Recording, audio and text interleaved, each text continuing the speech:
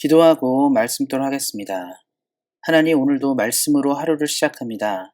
살아계신 하나님의 말씀이 우리 사랑하는 성도님들의 삶에 온전히 심겨져 결실하는 믿음이 되도록 인도하시고 말씀이 주는 평안과 위로를 만나도록 함께 하시기를 기도합니다. 성령님을 통해 말씀의 진리를 온전히 깨닫게 하시기를 기도합니다. 지금은 살아계신 하나님의 말씀을 듣습니다. 말씀을 전하는 사람과 듣는 모든 사람들에게 하나님의 은혜가 충만하게 임하길 원하며 우리를 구원하신 우리 주 예수 그리스도의 이름으로 기도하였습니다. 아멘.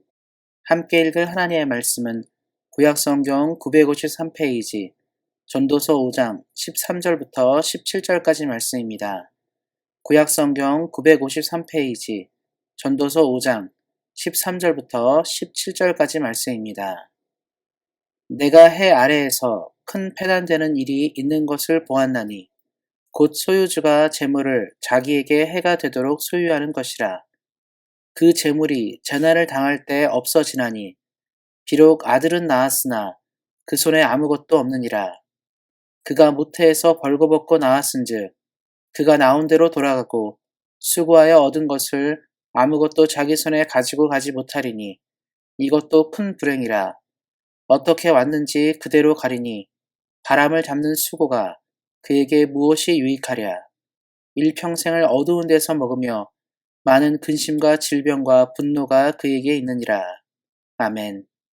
오늘은 가장 큰 불행이라는 말씀의 제목을 가지고 함께 은혜를 나누고자 합니다. 우리는 가끔 뉴스를 통해서 어마어마한 액수의 복권이 당첨된 사람들의 말로가 비참하다는 것을 듣습니다. 이는 평생을 먹고 누릴 재물을 손에 넣었음에도 관리하지 못하고 흥청망청 사용하기 때문에 일어난 일들입니다. 재물은 분명 우리들의 삶을 윤택하게 하고 인생을 행복하게 하는 것 같지만 때로는 그 물질이 오히려 우리들의 삶에 독이 되거나 큰 해가 되기도 합니다.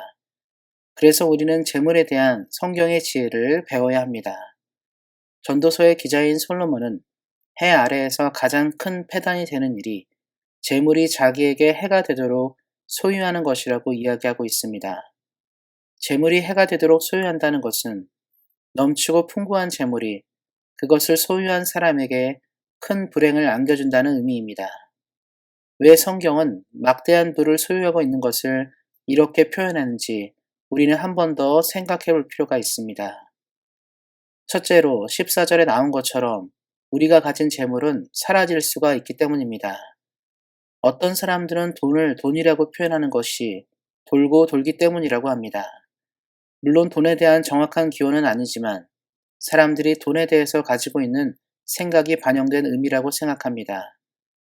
앞서 언급한 것처럼 어마어마한 돈을 가진 사람들이 부도를 경험하고 아무런 재산을 가지지 못했다는 소식을 들었을 때 저는 항상 이런 의문을 가지고 있었습니다. 특별하게 사업을 하지 않고 있는 재산을 사용하면서 살아도 될 것을 왜 무리하게 더 가지기 위해서 애쓰다가 그나마 가지고 있는 것도 잃을까 하는 것입니다. 아마도 자신이 가지고 있는 것을 잃을 것이라고 생각하지 못했기 때문에 그런 일이 벌어진 것이라 생각합니다. 사랑하는 성도 여러분, 그래서 우리 믿는 사람들은 언제나 재물의 주인이 내가 아니라 하나님이심을 기억하고 살아야 합니다. 하나님께서 우리에게 소유를 허락하시고 주시는 분임을 우리가 인식할 때 더욱 가지기 위해서 애쓰는 것이 아니라 어떻게 하나님의 나라를 위하여 사용할 것인가를 생각하며 살아야 합니다. 우리 사랑하는 성도님들이 언제나 우리 소유의 주인이 하나님이심을 깨닫고 재물을 주의 뜻대로 사용하며 살아가시기를 예수님의 이름으로 축원드립니다. 둘째로 15절 말씀처럼 우리는 빈손으로 와서 빈손으로 가는 인생이기 때문입니다. 이 말은 세상의 어떤 사람도 예외 없이 이 땅에 오고 이 땅을 떠납니다. 부자라고 해서 더 가지고 오고 더 가지고 떠나지 않습니다. 모든 사람들은 이 땅을 떠날 때 어떠한 소유도 가지고 가지 못합니다. 결국 수고하여 모으고 애써서 저축한 모든 것들은 우리가 가져갈 것이 아닙니다. 그러함에도 많은 사람들이 재물을 움켜쥐고 더 가지려고 오늘도 발버둥을 치며 살아갑니다. 성경은 그래서 우리에게 도전합니다. 모태에서부터 빈손으로 온 우리 인생은 수고하고 애쓴 어떤 것도 가져가지 못할 것이라고 말합니다. 그렇기 때문에 우리는 하나님을 믿는 사람답게 재물에 대해서 새로운 관점을 가지고 있어야 합니다. 바로 나누는 삶입니다. 우리가 가져갈 수 없기에 우리는 약하고 가난한 사람들에게 우리가 가진 것을 나눌 수 있습니다. 하나님께서 우리에게 재물의 복을 허락하셨을 때 그것은 나만 잘 먹고 잘 살라고 허락하신 것이 아닙니다. 누군가에게 흘러가도록 허락하신 것입니다. 저는 우리 사랑하는 성도님들 모두 큰 부와 은혜를 누리셨으면 좋겠습니다. 그리고 하나님께서 허락하신 그 복을 우리 자신을 행복하게 생각하는 것이 아니라 우리보다 약하고 부족한 사람들에게 나누는 복도 풍성해지기를 소망합니다. 그래서 언제나 하나님께서 허락하신 부를 온전히 누리시는 우리 사랑하는 온생연교회 성도님들 되시기를 예수님의 이름으로 축원드립니다. 말씀을 맺고자 합니다. 보통 사람들은 불행하다는 것을 생각할 때 무엇을 잃는 것을 생각합니다. 그러나 어떤 경우는 있기 때문에 불행하기도 합니다.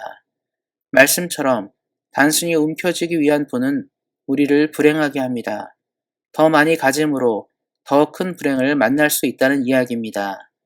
그래서 우리는 겸손하고 감사함으로 우리에게 베풀어 주신 모든 것을 주인이 내가 아닌 하나님을 고백하며 사람들에게도 나눌 수 있어야 합니다. 우리 사랑하는 성도님들이 오늘 말씀을 기억하심으로 재물에 대해서 올바른 시각을 가지고 이 땅을 풍성하게 살아가시기를 예수님의 이름으로 축원드립니다. 기도하겠습니다.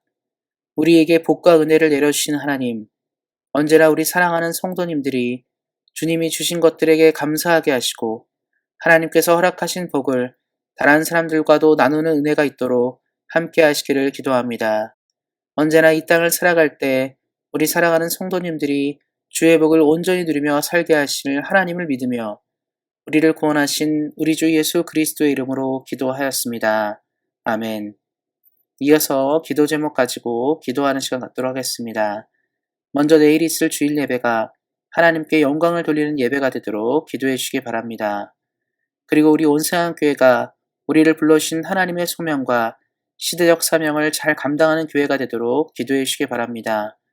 성령과 말씀이 충만한 목사님이 청빙되어 오실 수 있도록 담임 목사 청빙을 위해서도 기도해 주시기 바랍니다. 우리 안에 몸이 연약한 분들이 많이 계십니다. 올해 주 안에서 회복되며 강건해지는 역사가 있어서 함께 예배를 드릴 수 있는 은혜가 있도록 기도해 주시기 바랍니다. 그리고 선교지 미얀마에 하나님의 복음이 온전히 전해져 소망인 땅이 될 수 있도록 기도해 주시고 이를 위해 수고하시는 선교사님과 현지의 교회를 위해서도 기도해 주시기 바랍니다. 우리가 떠나온 조국 대한민국과 우리가 살고 있는 캐나다가 현재 심각한 코로나를 잘 대처하고 앞으로도 하나님을 잘 섬기는 나라가 될 수 있도록 기도해 주시기 바랍니다. 끝으로 우리 사랑하는 성도님들 개인 기도 제목 가지고 뜨겁게 기도하는 시간 갖도록 하겠습니다. 우리 사랑하는 성도님들이 하나님이 허락하신 복을 누리며 이 땅을 온전하게 행복하게 살아가시기를 다시 한번 예수님의 이름으로 축원드립니다. 오늘도 말씀 안에서 은혜 안에서 승리하세요. 주의 사랑으로 사랑합니다.